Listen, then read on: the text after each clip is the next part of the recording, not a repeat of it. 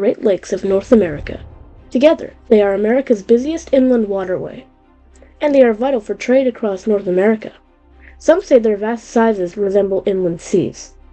The lakes are nowhere near as big as the world's oceans.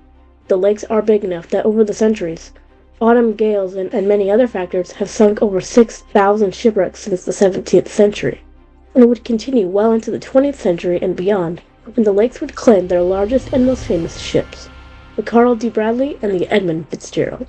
While those two ships both sank in separate gales, and they were each the only ship lost in that specific storm, a devastating blizzard swept over 4 of the 5 Great Lakes, that sank 12 vessels and the lives of over 270 people, in which no survivor ever turned up from any of these vessels except the bodies of the victims who lost their lives, which remains the deadliest storm in the history of the Great Lakes.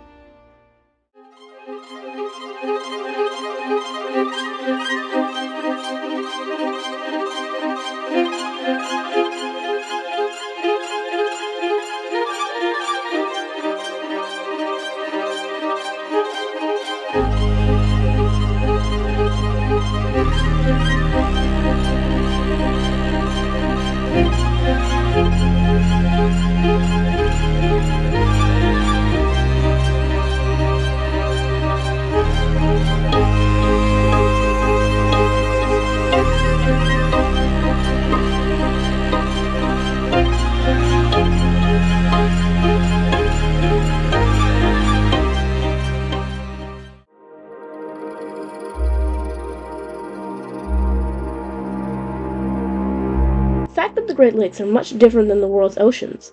The design of Great Lakes freighters makes them much different than from ocean-going cargo ships.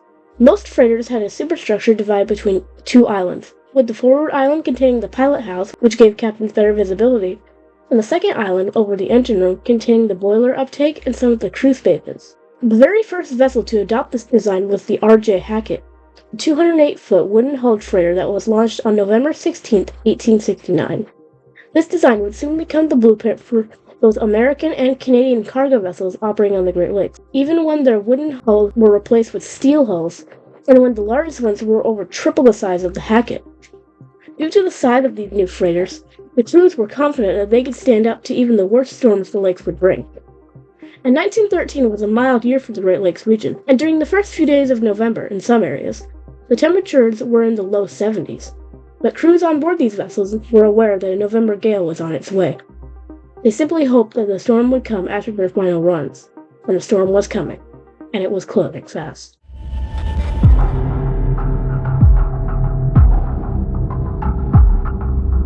The Leafield was a Canadian registered grain carrier that came in at 1,454 gross registered tons, had a length of 248 feet or 76 meters, and a beam of 35 feet or 10.5 meters. She was a British-built vessel constructed at the Strawn Stepway Company shipyard in Sunderland, England. She was launched in 1892, and in 1900, she was sent to the Great Lakes after having been purchased for the steel trade for the mills at Sault Ste. Marie. On November 9, 1913, when the storm came, Leafield was steaming across Lake Superior bound for Midland, Ontario, when she was grounded up on rocks on an island in Lake Superior.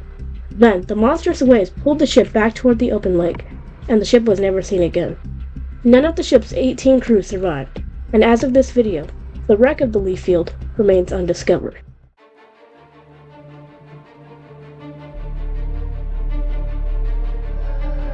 The Wexford was a similar grain carrier built in Sunderland, England by William Doxford and Sons.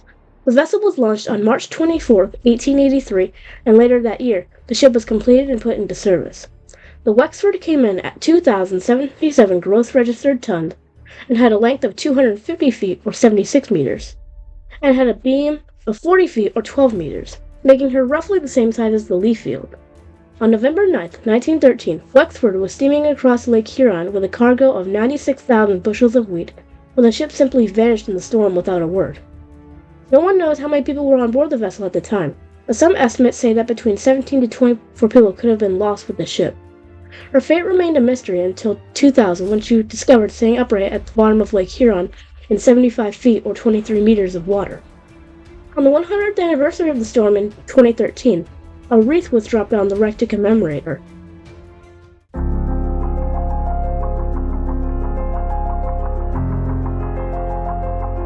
The freighter Regina was a Canadian-registered package freighter that was built for C.F.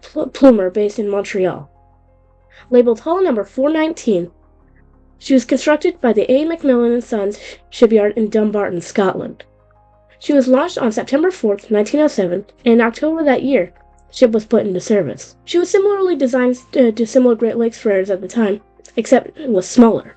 She was 1,959 gross registered tons, measured 249 feet or 76 meters long, and had a beam of 42 feet or 13 meters. You could think of the Regina and similar freighters as being floating box trucks, because Regina was designed to visit small Canadian ports all across the lakes that larger freighters could not access. She typically transported cargo such as whiskey, champagne, materials for the hardware store, and much more. In 1912, ownership of the Regina was taken over by the Canadian Steamship Lines Incorporated, and her port of registry was moved to Toronto. On November 9, 1913, the Regina was loading her cargo in Sarnia, Ontario, at the mouth of the St. Clair River on the southernmost tip of Lake Huron, and she was commanded by 34-year-old Captain Edward McConkey, who was a well-experienced Great Lakes mariner, and the Regina was his first command. At 7:30 a.m. on November 9th, the Regina departed Sarnia with a load of 8 railroad cars, 140 tons of baled hay, as well as sewer and gas pipes stacked on her deck. She was bound for northern Georgian Bay. Oddly, the sewer and gas pipes were stacked high above the rails on the ship's deck, and one of the spotters on the shore reported that the ship appeared top-heavy and that she was headed for trouble. By noon, the weather conditions over Lake Huron were starting to crank up. Another nearby freighter, the Charles S. Price, had turned south to seek refuge in the safety of the St. Clair River. It's unknown if Captain McConkey saw the Price, but he also decided to turn his ship around, which would mean turning his top-heavy ship into the waves for several minutes. But McConkey managed to get the ship turned around. But even when Regina's course was reversed, visibility was almost nothing, and there was nothing on shore that any ship on Lake Huron could use, aside from the Fort Gratiot lighthouse, which was built to help guide ships into the St. Clair River. The keeper light could even see the lights from other ships in the blizzard.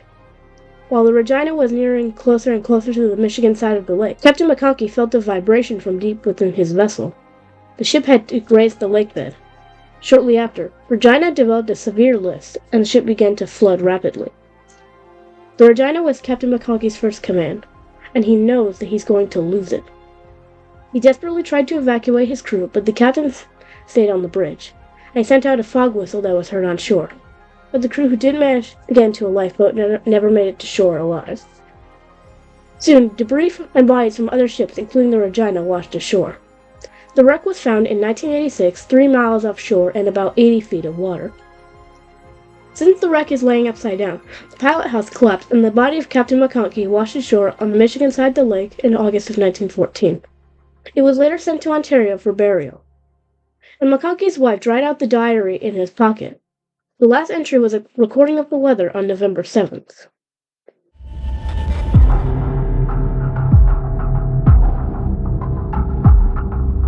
The largest ship lost during the storm of 1913 was the Canadian grain freighter James Carruthers.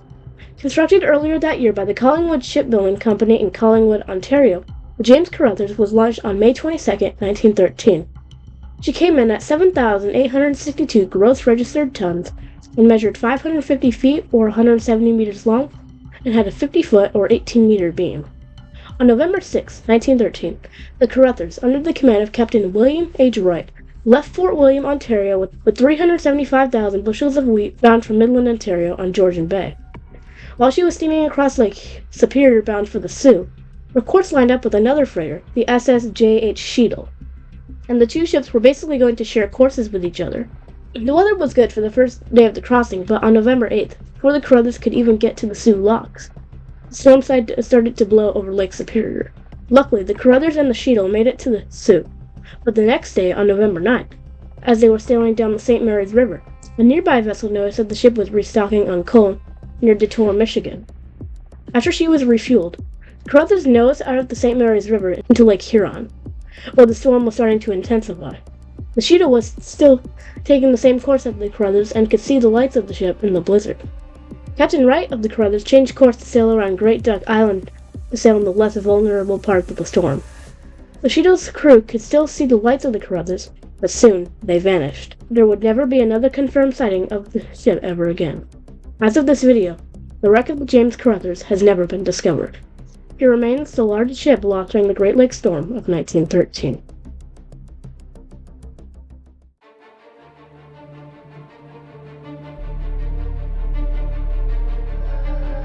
The second largest ship lost during the storm of 1913 was the freighter Henry B. Smith, a ship that likely would not have been lost in the storm if her skipper had kept the ship in port.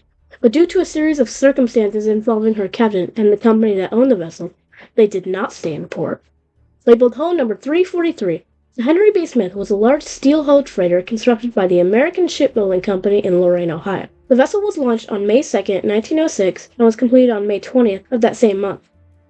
She was among the largest freighters on the lakes at the time. She came in at 6,631 gross registered tons and measured 545 feet or 166 meters long and had a beam of 55 feet or 17 meters.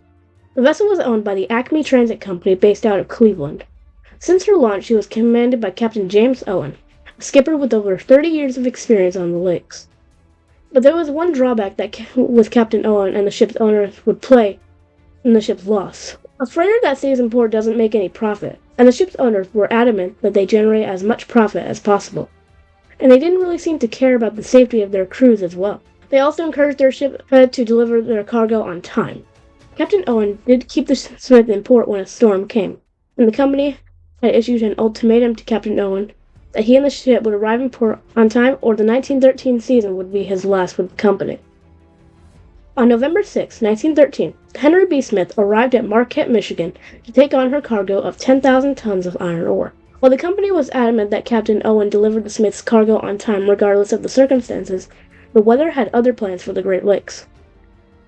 Before the loading of the Smith began, Marquette was being overtaken by a huge blizzard, and when the iron ore was being loaded, the ore froze in the chutes of the ore dock.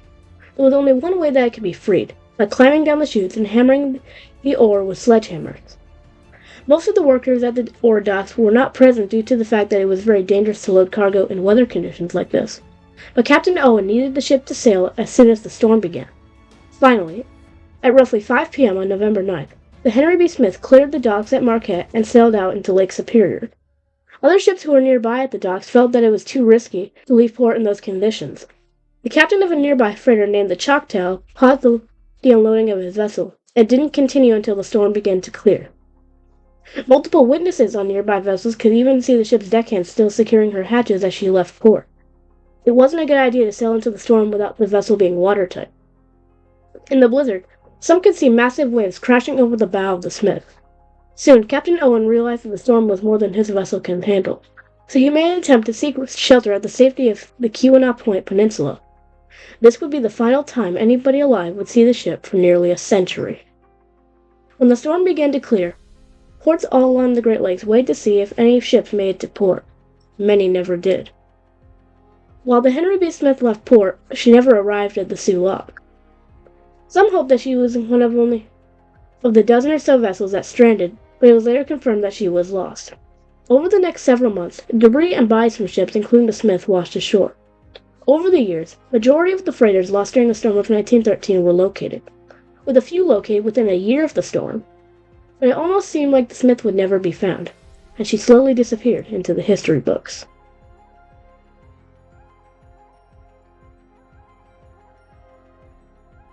But then, nearly a century later, something remarkable happened. In May of 2013, 3 shipwreck hunters known as Ken Merriman, Jerry Eliason, and Craig Smith set out to look for the ship. The team had already attempted to look for the wreck, but the previous attempts didn't find the ship. Until this time when their sonar scans showed an anomaly, but it could have been anything. The team sent down an ROV to take a look. At first, they only saw a pilot house. They could say that it was a steel freighter, but they couldn't confirm that it was what they were looking for. Until the next day, when they sent the ROV to the stern of the vessel and found the nameplate. It was in fact the Henry B. Smith. The wreck lays in about 535 feet of water, only 30 miles from Marquette, her point of departure on her last voyage. It's still unknown on how the ship sank, but a lot of theories have come forward, ranging from a hull fracture or her hatches weren't all secure, but no one knows how.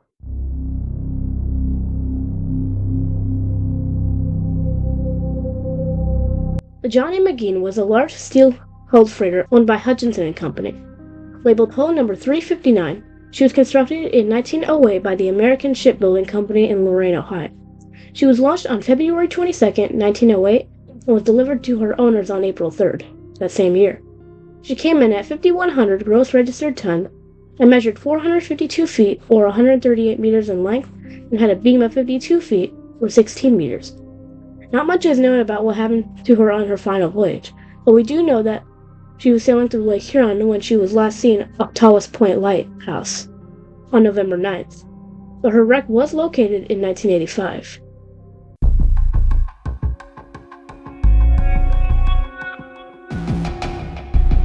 When she was launched in 1910, the Charles S. Price was one of the largest and most advanced freighters on the Great Lakes. Just like the Smith and the McGean, she was constructed by the American Shipbuilding Company in Lorain, Ohio. The freighter came in at 6,322 gross registered tons and measured 504 feet, or 154 meters in length, and had a beam of 54 feet, or 16 meters. On November 8, 1913, the Price, under the command of Captain William Black, departed Ashtabula, Ohio with a load of coal, operated by a crew of 28. But a few days before the Price departed Ashtabula, the ship's first assistant engineer decided to leave the ship early because he feared that the Price was headed for trouble. But it's unknown if the rest of the crew felt the same way. By the next day, the Charles S. Price was exiting the St. Clair River and entering Lake Huron. But soon, the storm was moving towards mid-Lake Huron, so the Price decided to turn around to seek refuge at the safety of the St. Clair River. While she was doing this, the freighter Regina decided to also turn around as well. Not much else is known about what happened next, but after the storm cleared, a salvage tug was sent out to search Lake Huron for any signs of the crews that might need rescuing. Then, the captain of the salvage tug saw a mysterious sight. The bow of a steel freighter upturned on Lake Huron's surface. At first, it was assumed that it was the hull of the Regina, but after a diver was able to examine the wreck, it was confirmed that it was, in fact, the Price.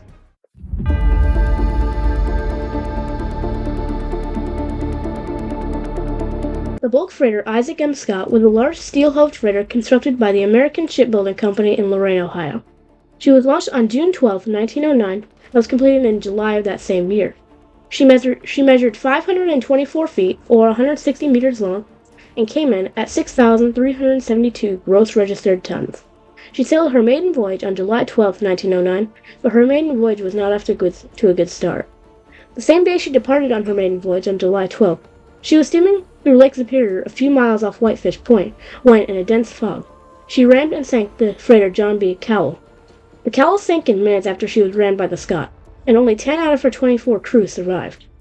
The bow of the Scott was not heavily damaged after the collision, but it did cost $30,000 in 1909 money and repairs, which is about $900,000 in today's money. And in the months after the incident, an inquiry was held to figure out who was to blame, and they figured out that the collision would have been avoided if the two ships were not sailing at full speed in the fog.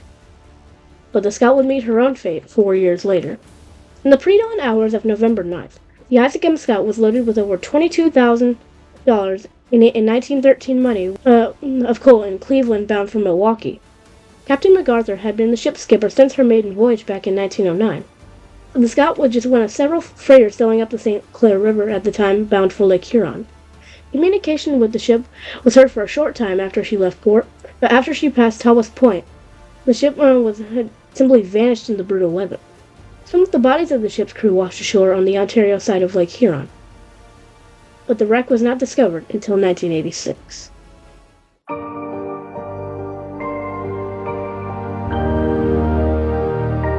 Over the course of just 3 days, 4 out of the 5 Great Lakes would claim at least one vessel. Lake Huron claimed 8 ships, Lake Superior claimed 2 ships, and Lake Huron and Lake Erie claimed 1 ship. Another 25 ships were also stranded on shore, and over 273 sailors met their end in that fateful storm. It remains the deadliest storm in the history of the Great Lakes. Similar storms would last well into the 1960s and 70s and beyond when the lakes would claim their largest and most famous ship, the SS Edmund Fitzgerald. I hope you enjoyed this video. If you haven't already, make sure to check out my video about the stranded ships during the Great Lakes Storm of 1913. Now, what do you think about the Great Lakes Storm of 1913?